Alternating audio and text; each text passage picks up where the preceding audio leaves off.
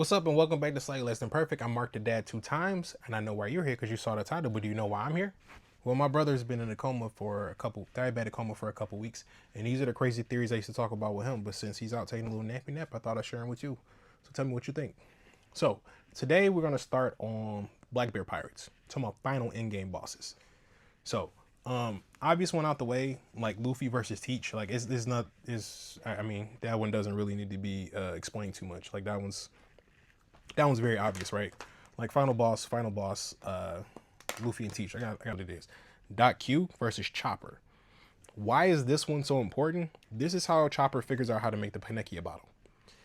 I got a feeling somewhere down the line we're gonna find out that Chopper is a mythical Zoan as well. Why? Because in-game power scaling, right? It's a shonen. We need to power scale. All the Strawhats are going to end up having some type of ties to something greater than themselves, and they are the chosen person. Like that's the storyline throughout all of them, and we'll get to a little bit about each one of them as we get there.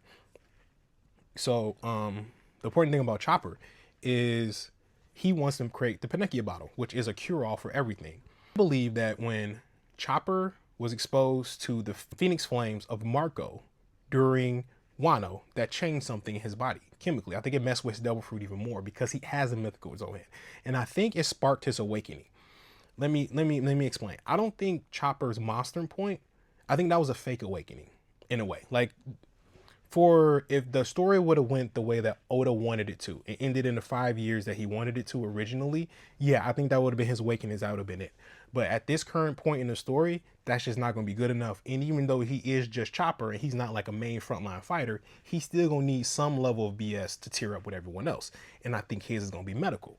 And what I think that becomes is his body is going to be the Panacea bottle. And what do I mean? Like during their fight, Doc Q has already shown that he's going to do a bunch of poison, a bunch of BS, because what he did to the Heart Pirates when they fought, all the crazy stuff he was doing to them, changing their bodies and whatever. But it's like, how would that affect a reindeer with a human fruit?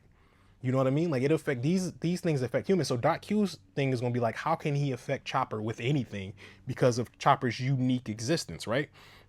And I think throughout that, either Chopper will have his awakening then or at some point leading up to that, and that'll be like the final thing where Chopper's awakening will be the Panacea bottle itself.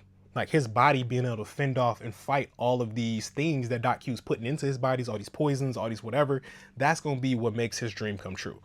Because everyone has to finish their dream before Luffy does. I mean, that's just the way Luffy is. That's just the way the story goes. So I truly believe that Chopper's going to reach his dream when he fights Doc Q or afterward. You know what I mean? Like once his body like settles down and realizes, he's going to realize that his body is anti everything. Like his blood will be like the cure all. Or how, look at like the green blood, like how the green blood, you're able to take that and put that into the different pass the fruit around. It'll be something similar like that. He'll make something like that where he'll use his blood to create a serum to like cure all. Chopper is the Panacea bottle.